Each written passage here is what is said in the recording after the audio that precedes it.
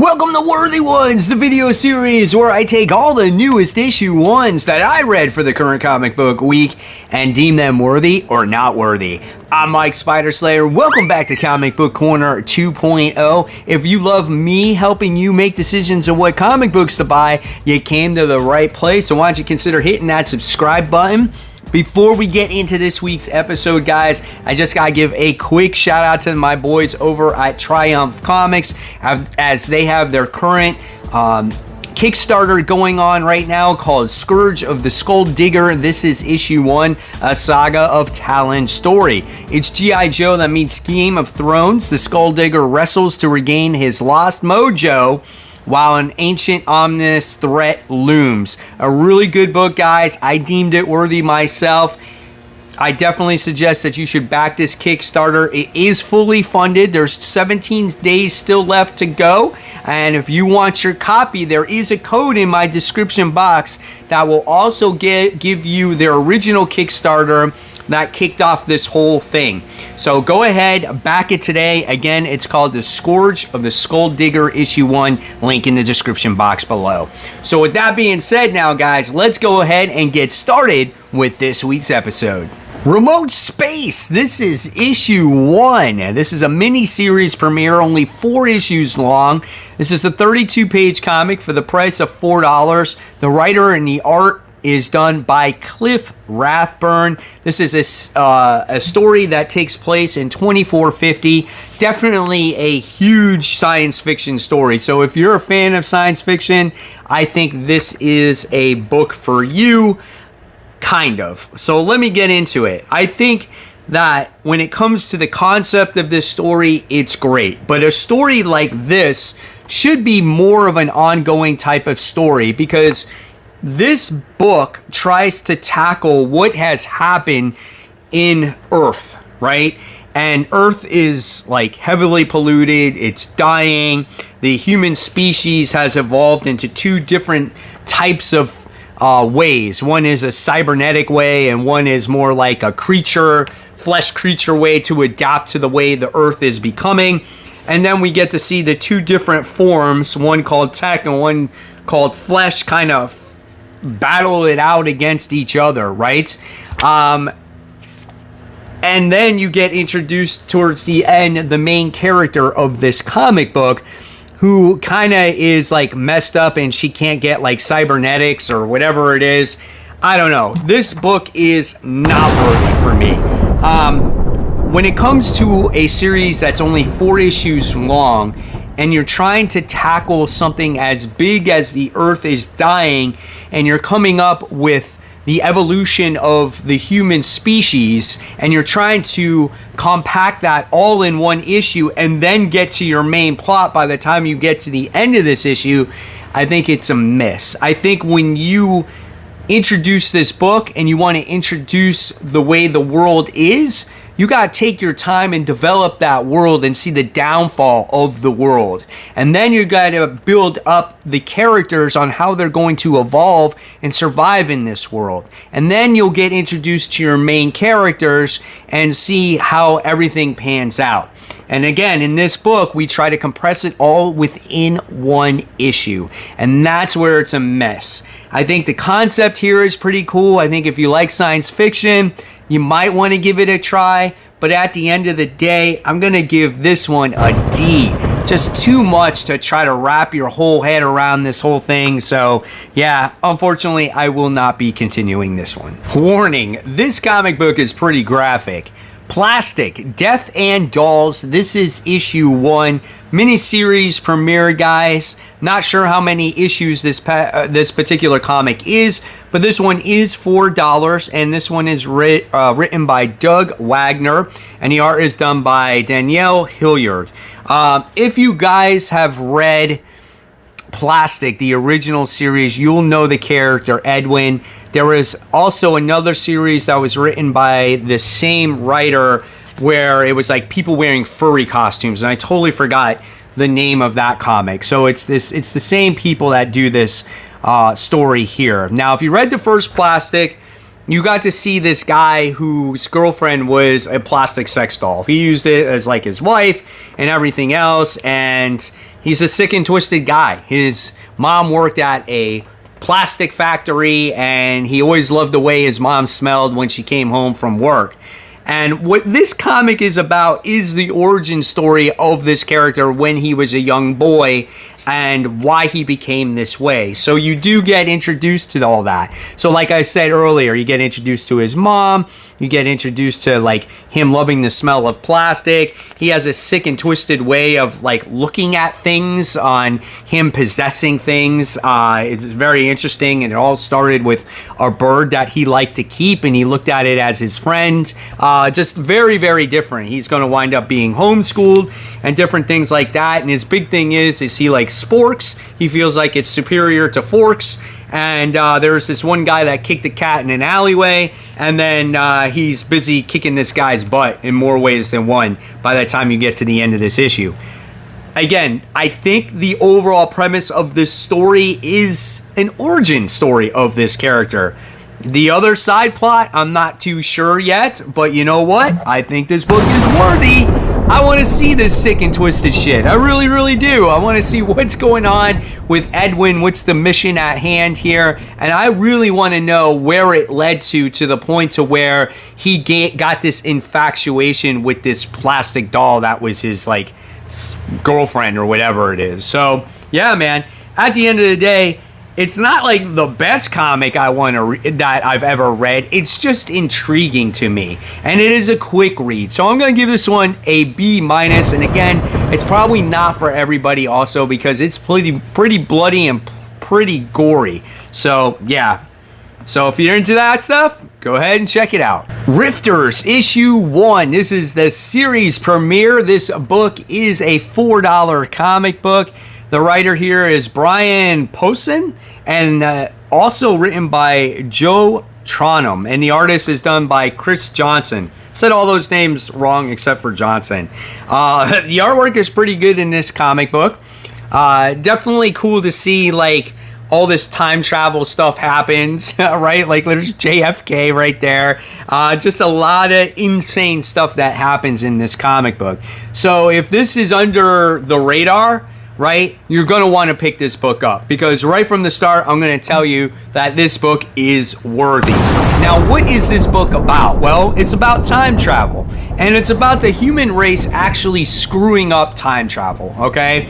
We wind up getting this guy that actually creates time traveling, and first it's got to go through Congress, and then the U.S. Supreme Court, and then the U.S. Supreme Court actually sits there for science. We're going to approve time travel. And at first it was just science, going back, evaluating things, seeing what everything was about, and just experimenting with time traveling, right?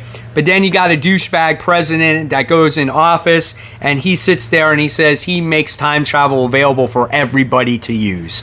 So they create all this different technology that's, you know, time travel devices like freaking cell phones, right? It's like everyone and their mom has a time travel device, and they mess up the time-space continuum. So all this crazy stuff actually happens, and seeing that progress through this comic book is hilarious. And then we get introduced to our detectives in this comic book, who are the time rifters, and they're there to arrest people that are just continuously to do bad things when it comes to space, or not space travel, but time travel. This book is an absolute blast. I definitely suggest that you pick this one up. I can totally see, like I said, this book going under the radar and not anybody picking this one up. I'm going to give this one an A-. I really enjoyed it, and it has great humor in it as well. The direction of this is still yet to be determined. We got introduced to the world and how everything happened. Now we'll see the direction of the characters. Lawful, issue 1. This book is a $5 comic written by Greg Pak, and the art is done by Diego Galindo. The artwork is fine, guys. It does its job. It's very simplistic, and it needs to be very distinctive on characters, because when it comes to independent comics, right, you like good artwork so you can remember who the main characters actually are.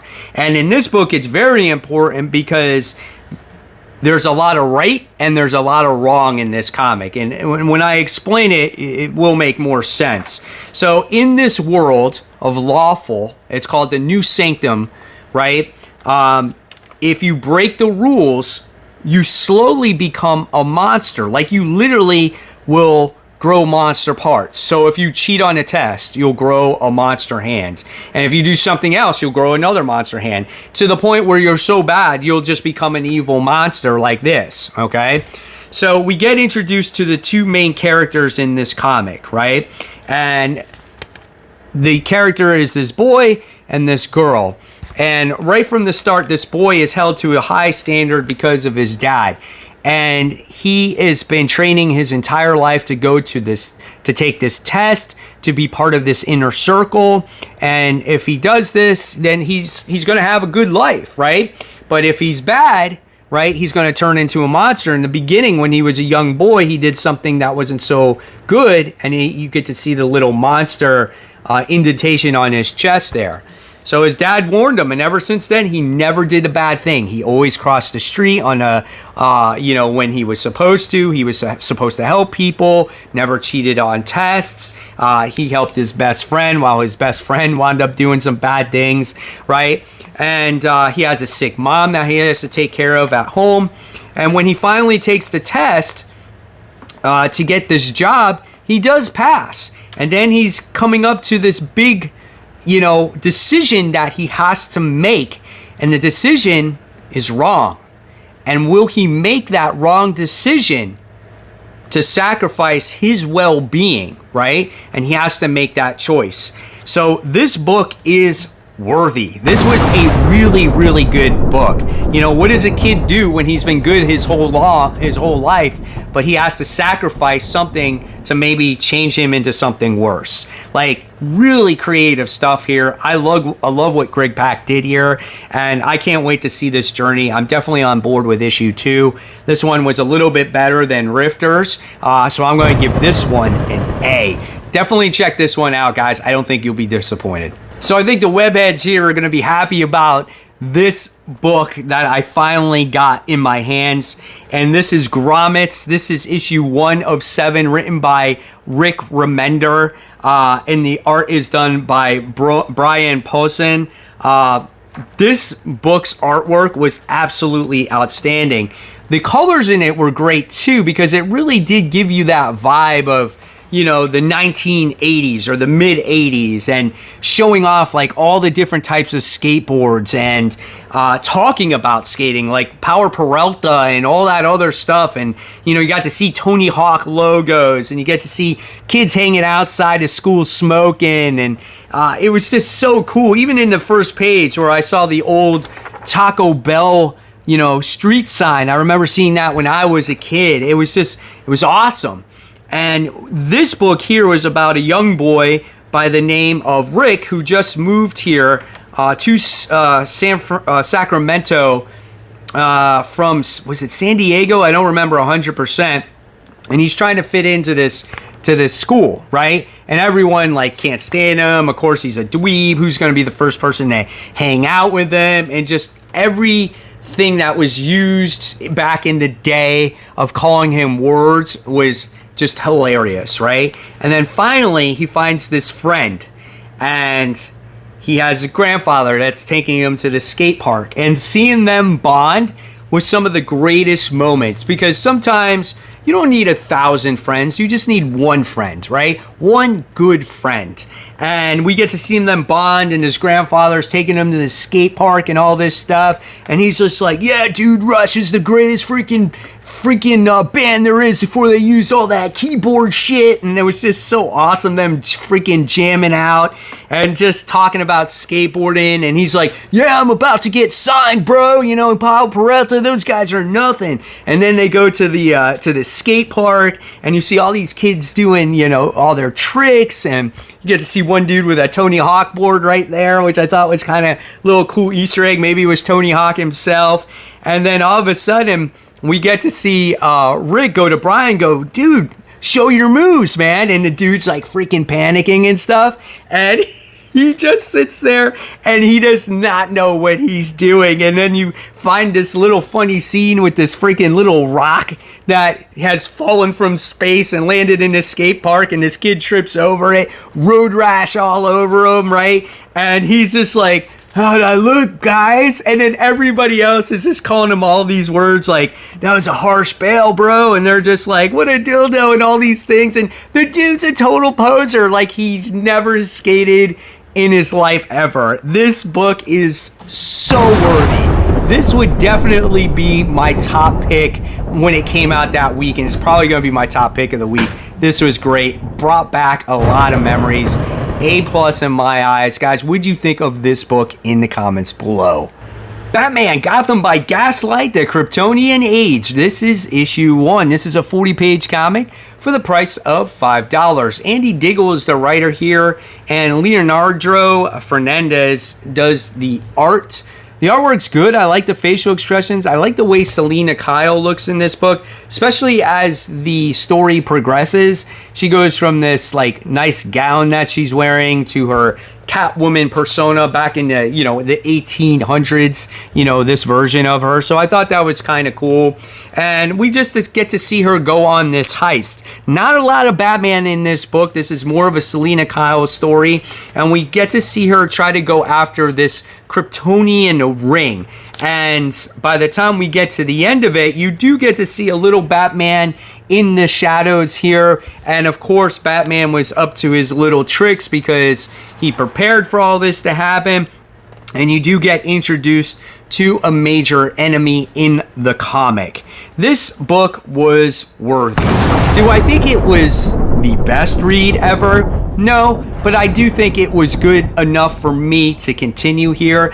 I don't think this is anything that we haven't seen before. It's kind of like a lot of the same stuff we've seen, but just in the modern day Batman, especially when it comes to Catwoman and Batman. So I'm going to give this one a C+. We'll see the direction of where this whole thing goes, but I wasn't the biggest fan of it. I'm very curious to hear what your guys' thoughts are on this one. X-Men Blood Hunt Jubilee. This is issue 1, 28 pages for the price of $4. We have Erica DeRusso, who is the cover artist, but we have Preeti Chibler as the writer, and we have Enid Ballum, who is the penciler here. You know what? The artwork was actually pretty good in this comic. I like the way all the characters look. We got some cool vampire action in here. I thought this was a kind of a fun page. A good use of colors to show off Jubilee's, power set and how she can be, I guess, better than the vampires because of those light powers. And in this book, we get to learn about Jubilee trying to save a person who most recently became a vampire and try to overcome the hunger. And of course, Jubilee has that experience herself as she was once a vampire herself. So she felt like it was her duty to help this girl.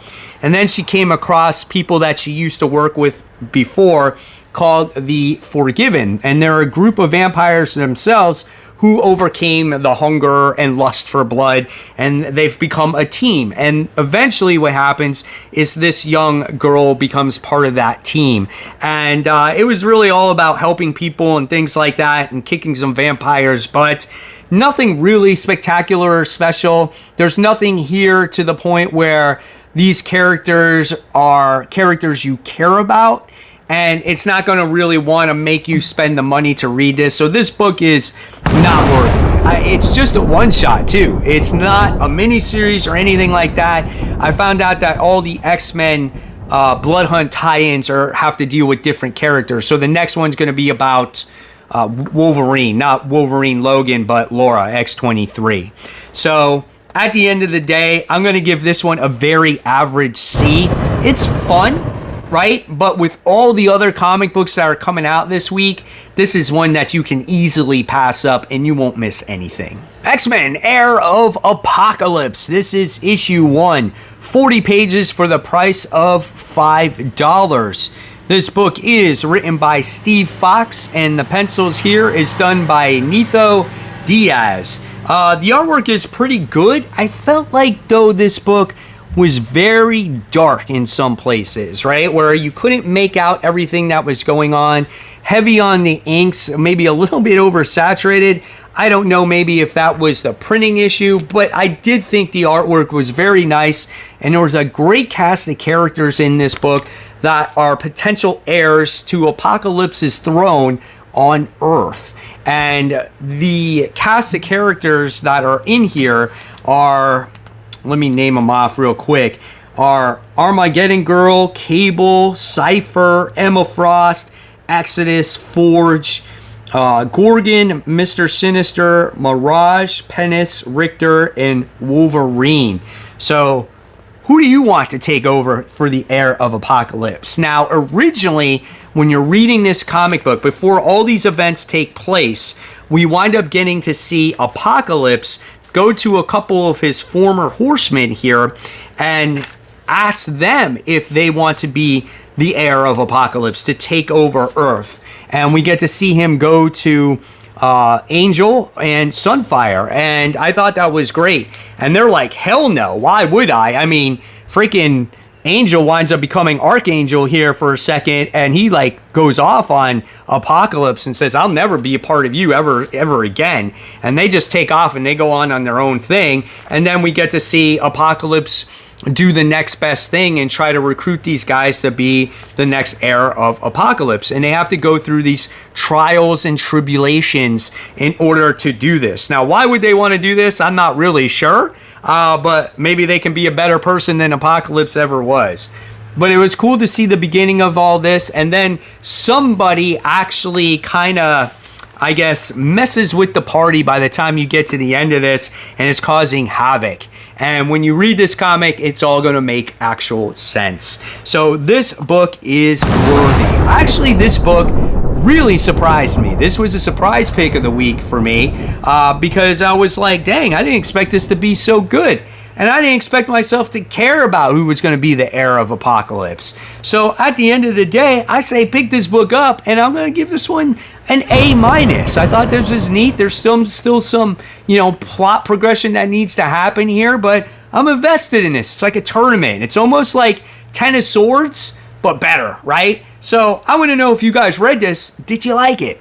So there you guys have it. Hopefully you enjoyed this lengthy episode of Worthy Ones. I want to know what was your favorite new number ones. And if there was not a number one that I covered this week and you liked it, let me know in the comment section below. There's more content right here for you to click on. In fact, it's my latest haul video, so you can see all the freaking comic books I picked up this week. And of course, guys, support the local comic shops. Keep buying, keep collecting, but always remember, read the comics so we can have conversations just like this. Guys, thank you so much and have a wonderful day.